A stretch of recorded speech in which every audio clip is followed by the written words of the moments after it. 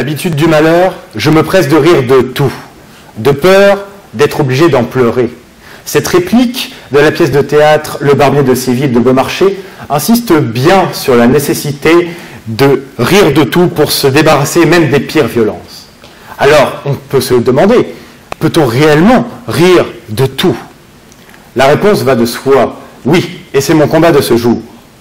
Le verbe rire consiste à exprimer la gaieté par un mouvement de la bouche, accompagné d'expirations saccadées plus ou moins bruyantes. Le rire est donc une conséquence physique d'une situation humoristique.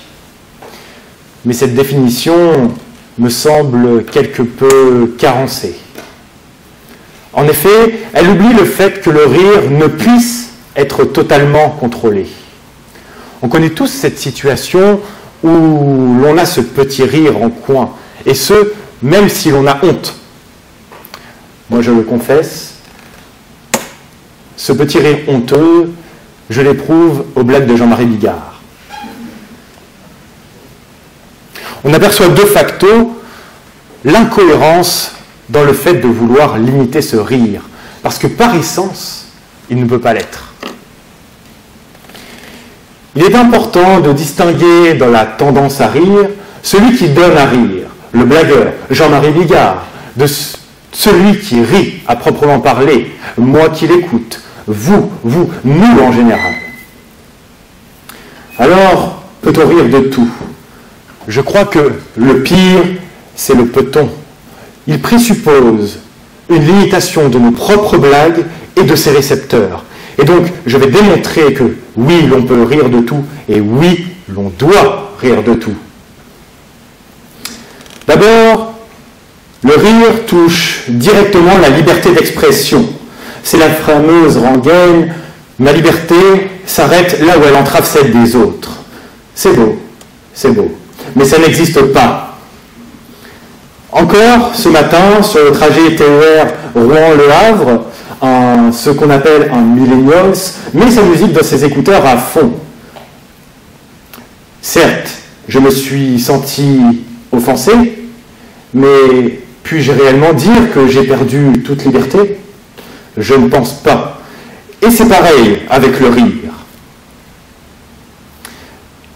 On a donc ce contrat entre, certes, je suis libre, mais il y aura une offense qui sera liée. La liberté implique cette partie d'offense qui lui est intrinsèquement liée et auquel on ne peut le défaire. Ensuite, il est nécessaire d'avoir une approche psychanalytique du rire. Retournons en terminale, en philosophie, avec Freud. Je vois quelques regards se crisper. Freud nous dit que la violence est liée à la nature humaine. On peut soit l'exercer, soit la refouler, avec ce qu'il appelle le surmoi. Cependant, trop la refouler n'est pas vraiment bon. Il faut exprimer d'une petite manière cette violence. Eh bien, le rire permet ce compromis. Prenons un exemple. Imaginons, Monsieur Fleury-le-Gros, vous commencez à vous ennuyer de m'entendre parler et vous êtes soucieux de commencer à taquiner votre collègue, Monsieur Salviani. Vous allez commencer à vous approcher et lui dire dans l'oreille « Veux-tu une pêche ?» Malheureusement, tout l'amphi a entendu. 3 réactions possibles de la part de Monsieur Salviani. La première, il ne dit rien. Il rentrera chez lui, il se sentira persécuté. La deuxième réaction, M. Salviani en a pris pour son honneur. Il décide lui aussi d'exercer une violence exacerbée et prend son poing et met une pêche à M. Fleury. Alors vient la troisième réaction possible. M. Salviani va subtilement dire à M. Fleury « Bon, écoute Pierre, arrête avec tes pêches, retourne faire des tours de magie, et moi, tu sais qu'en tant que prof d'histoire géo, c'est les dates que j'ai. » Que s'est-il passé? M. Salviani a exercé une violence mesurée. Mon exemple était gentil, mais il a permis d'éviter une blessure physique. Je pense qu'il faut généraliser ce principe. Il faut généraliser ce principe et toujours préférer la blague, qui certes peut être violente, à une véritable violence physique. On le sait très bien, encore une fois, je le répète, la violence est innée à l'homme. On s'en aperçoit dans nos plus profondes origines, avec l'Homo sapiens qui a organisé un massacre à l'égard de l'homme de Néandertal, et ce, avant même toute civilisation. Ces conflits perdurent de nos jours. Par exemple, dans le milieu des juristes, il y a un conflit entre publicistes et privatistes. Pourtant, malgré leur supériorité, les privatistes n'ont pas encore organisé de génocide à l'écart des publicistes. Pourquoi ? Eh bien, c'est parce qu'il y a l'humour. Encore une fois, hier soir, je regardais sur Internet, je suis même tombé sur un blog qui s'intitulait « Pourquoi les publicistes ont tout de même le droit de vivre ?» Je le réaffirme donc, oui, un humour débridé sera violent, mais il permet d'en éviter des plus horribles. Cette violence aux vertus cathartiques s'exprimait par la tragédie chez les Grecs, par les combats de gladiateurs chez les Romains, et désormais c'est le rire qui prend cette place. Puis, il y a la blessure liée au rire. Pourquoi doit-on tolérer des blagues qui nous affligent de manière injuste, comme le physique, la religion ou l'orientation politique? Je vais vous raconter une histoire personnelle. J'ai 15 ans, c'est l'été, je suis soucieux de me faire un peu d'argent, je trouve un job d'été.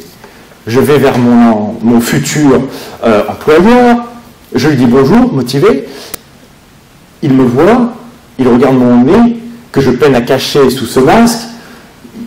Étant un fan de Coluche, il me répond « Ah, toi, tu fumes sous la douche !» Très bien, je me prends un peu mal, je ris jaune, sans vos mauvais jeux de mots. Mais vous savez quoi ? C'est le genre d'expérience qui nous fait grandir. Sa capacité à éprouver de l'autodérision, c'est sa capacité également à s'élever. C'est le célèbre adage nietzschéen « Tout ce qui ne me tue pas me rend plus fort ». Comment puis-je, dans une société, dans un monde, généralisons, prétendre pouvoir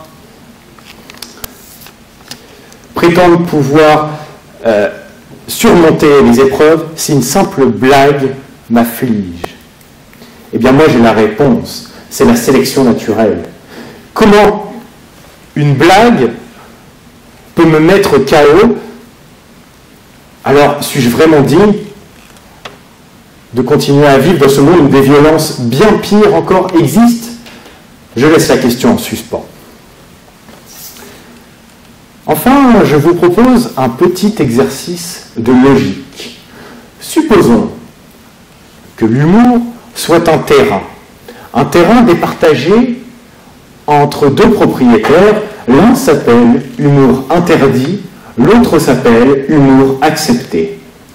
Humour interdit, lassé de ne pouvoir s'exprimer, décide en vertu de l'article 646 du Code civil qui énonce que tout propriétaire peut obliger son voisin au bornage de leur propriété contiguë de déterminer une ligne séparatrice des fonds. Humour accepté et humour interdit font donc appel à un géomètre de la conscience. Attendez quoi? Un géomètre de la conscience?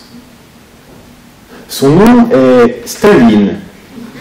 Il a mis humour interdit et une partie d'humour accepté qu'il jugeait décadente au goulag.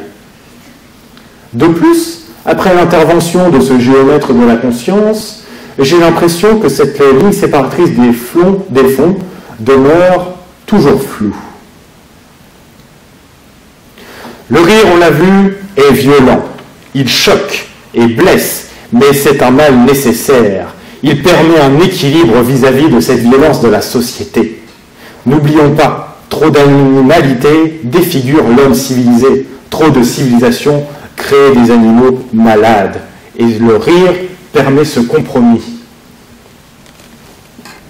Le rire sélectionne également les individus qui sont capables de surmonter sa violence. Le rire ne peut être contrôlé ou limité par la seule raison que nos limites quant à ce qui affecte quelqu'un d'autre sont propres à soi. Le rire annule la souffrance par son évocation, à tel point que Romain Gary affirme que le rire, c'est parfois la façon dont l'horreur doit crever. Moi, ma relative petite horreur de ce jour, c'est de ne pouvoir faire une contre-plaidoirie. Je vais donc user un peu d'humour et dire que les absents ont toujours tort. Merci.